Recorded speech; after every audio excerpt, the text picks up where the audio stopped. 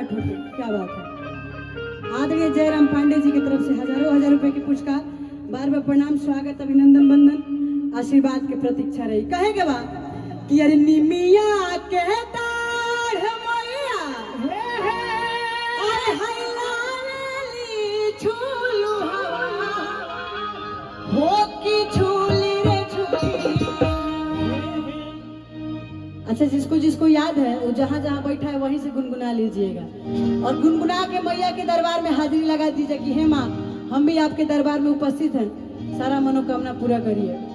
कहना है कि अरे निमिया के दाढ़ मैया अरे हैलाली झूलू हवा हो की झूली रे झूली। कि मैया मोरी गावेली गीतिया हो की झूली रे झूली। अच्छा, ये गीत तो आप सब लोग भी सुने होंगे ना घर पे। अच्छा, यहाँ पे जितने लोग हैं कहाँ से हैं आप लोग? यहीं से हैं, यूपी बिहार से, पूर्वांचल। क्या बात है, पूर्वांचल के आन बान सन हमारे जितने लोग भी हैं, पूर्वांचल से हम भी हैं ना। सभी का स्वागत है। अच्छा लगता है कहीं भी बाहर जाइए और अपने तरफ के लोग मिलते हैं तो अच्छा लगता है, लगता ही नहीं कि हम कहीं बाहर आए हैं। तो जितने भी हमारे यूपी बिहार के लोग हैं सभी का स्वागत है। और कहना है सभी लोग थप्पड़ी बजा के कहना है कि निमिया के डाढ़ मैया लाली झूलू हवा हो की झूली रे झूली। निमिया के डाढ़ मैया लाली झूलू हवा हो की झूली रे झूली। निमिया के डाढ़ मैया लाली झूलू हवा हो की झूली रे झूली हो की झूली रे झूली। मैया मोरी गावेली गीतिया हो की झूली रे झूली।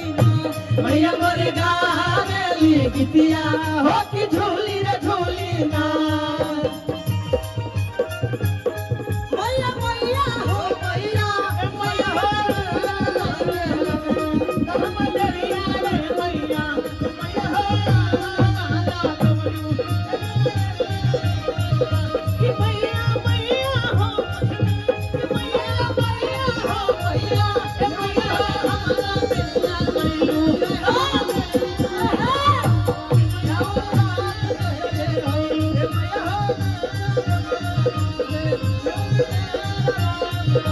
मैया मोरी गावेली गीतिया हो की झूली रे झूली।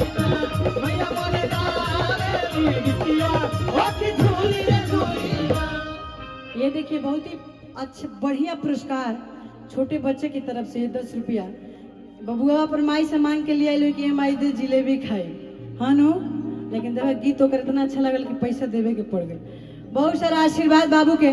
माता रानी तो के दिन दुगुना रात चौगुना तरक्की कराओ। सॉरी कहे के बा कि झूलता झूलत मैया के लगली पियसिया हो की चाली रे भैली। झूलता झूलत मैया के लगली पियसिया हो की चाली रे भैली ना। झूलता झूलत मैया के लगली पियसिया हो की चाली रे भैली ना हो की चाली रे भैली ना। माला होरिया माला होरिया मैया चाली रे भैली ना।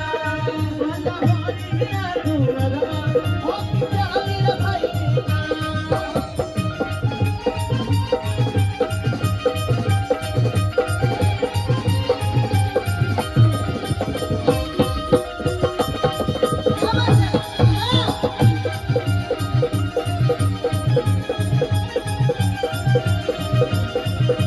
मैया मोरी गावेली गीतिया हो की झूली रे झूली।